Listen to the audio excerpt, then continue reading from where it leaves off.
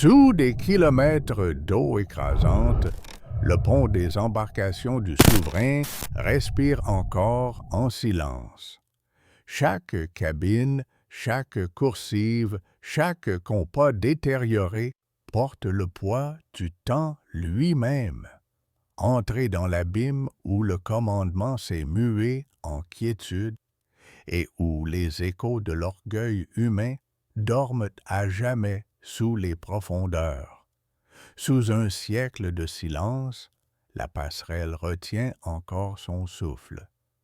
La barre qui jadis guidait un monde gît, désormais figé dans la rouille et l'ombre.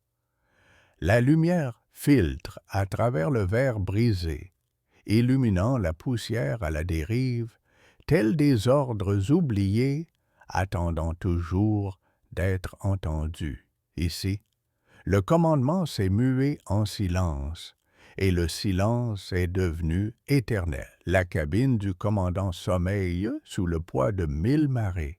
Son bureau n'est que poussière, sa couchette inclinée vers l'abîme. Seule la faible lueur du plancton veille désormais là où le devoir vécut un jour. Chaque ondulation à travers cette pièce semble un murmure de regret, écho d'une autorité perdue dans les profondeurs. Dans la timonerie, le temps a rongé le cœur de la direction. Les compas saignent la rouille, leurs aiguilles frémissant avec le courant. Les instruments qui parlaient jadis à la mer ne répondent plus qu'à la décrépitude. Des ombres glissent sur les cadrans brisés, où l'acier et le sel ont réécrit le langage du commandement. De longues coursives s'étendent comme des veines de mémoire, bordées de portes fracturées et de tables inclinées. La poussière danse là où des voix dînaient jadis. La plaque nominative de l'officier gît à demi, enfouie dans ce sable, gardant encore ce que la mer a déjà réclamé. Le silence ici semble loyal, fidèle jusqu'à la fin. Les échos des rires et du mouvement se sont tus. Les appareils de gymnastique ne tournent qu'avec le lent souffle de la mer. Des chaînes gémissent doucement dans le noir, enrobées d'une vie qui se nourrit de la ruine. Dans cette salle bâtie pour la force, la fragilité règne désormais. Corail, sédiments et la silencieuse endurance du temps. Le message final persiste encore dans le courant. Des fils se tordent comme des veines à travers le silencieux poste de thé. Son manipulateur morse reposant au milieu d'un appel. Le bourdonnement des abysses remplace l'étincelle de la communication. Ici, dans la quiétude, la dernière voix du souverain demeure, inouïe, sans réponse, éternelle. Les cartes marines gisent ensevelies sous la poussière, leurs océans transformés en sédiments. Des fragments de route flottent comme des fantômes sur le sol. La longue vue corrodée pointe encore vers le néant, aveuglée par la rouille et la mémoire. Seule la mer lit ses cartes à présent, traçant son propre horizon glacial. Le lavabo de porcelaine s'est fissuré il y a longtemps, mais le courant le lève encore.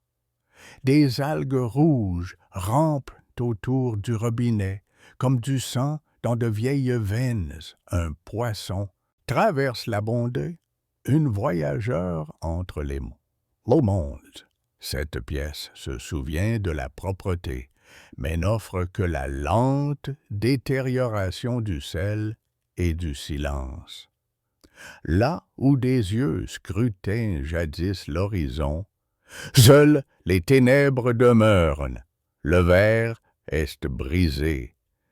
La mer presse de tout son poids, une forme lointaine bouge, silencieuse, immense, puis disparaît. Le poste de vigie n'observe plus rien désormais, hormis l'éternité. Son devoir est sans fin, sa raison d'être oubliée. La promenade du souverain fait face à une nuit sans fin. Les rambardes ploient sous le poids du corail. Des bancs gisent inclinés en une silencieuse reddition. La poussière flotte là où le soleil tombait jadis. L'épave exhale doucement, libérant des rêves de ponts baignés de lune dans le tombeau bleu et silencieux. Les ébras, qui portaient jadis la vie en sécurité, pendent maintenant, lourdes de rouille, des crocs fossilisés, des cordages changés en pierres de corail. Des poissons se faufilent dans leur silence, comme s'ils répétaient le sauvetage qui n'est jamais venu. La mer se souvient de chaque mouvement et n'en pardonne aucun. Tasses et assiettes reposent-elles les reliques d'une ultime scène. Des chaises s'adossent au mur, attendant des convives qui ne reviendront jamais. Chaque particule de poussière se meut comme un souffle dans l'eau, lent, patient, mélancolique. Même le silence semble attablé ici à la table des profondeurs. Le compas pointe toujours vers nulle part, son verre fracturé par le temps. De faibles lueurs scintillent le long du rebord rouillé, tandis que des poissons décrivent une lente orbite autour de lui. La plateforme ne surplombe rien, seulement l'obscurité et le poèse. Pourtant, l'océan se souvient encore de la direction, même si l'homme l'a oubliée. Les cartes flottent comme des cendres, se désintégrant dans le noir. Une loupe gît brisée, déformant des reflets de décrépitude. Un grain de sable tombe dans l'eau, s'élargissant en anneau de silence. C'était jadis l'esprit du navire. Maintenant, seule la mémoire flotte. L'étoffe du confort s'est muée en ruine. Une tasse de porcelaine saigne la lumière à travers une fissure. Des bulles montant comme de faibles rires du passé. Le courant glisse par les hublots brisés, apportant le calme là où la conversation vivait jadis. Tout repose, intact, une coursive sans fin, drapée d'ombre, bourdonnant doucement sous la pression. La rouille tremble, le sable s'écoule comme de la fumée. Une créature pâle luit brièvement dans le noir, avant de disparaître derrière une porte entr'ouverte. Le son lointain de l'acier résonne comme un lent battement de cœur qui s'éteint. La lumière pénètre faiblement à travers le verre éclaté, tombant sur la rouille comme de la neige. Des particules scintillent dans l'eau silencieuse, transformant la ruine en une cathédrale de poussière. La mer au-dessus semble lointaine et inaccessible, un rêve tremblant. Au-delà des strates de temps et de pression, des fanaux de signalisation brisés pendent ouverts, leurs ampoules de verre vivantes d'un faible plancton bleu. L'ultime langage de la lumière clignote dans le noir, illisible et éternel. Chaque reflet semble un battement de cœur suspendu en pleine pulsation. La mer a transformé la voix du souverain en étoile. Le grand escalier s'incurve vers l'abîme, ses rampes de laiton reflétant une lumière fantomatique. Des filaments de corail enlacent chaque marche comme les veines du souvenir.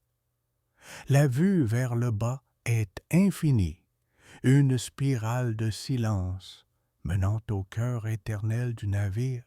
La mer s'étend à l'infini. Le pont supérieur du souverain fait face au vide. Des eaux d'acier ouverts sur l'éternité. Un faible courant flotte, transportant des murmures de sable à travers la structure.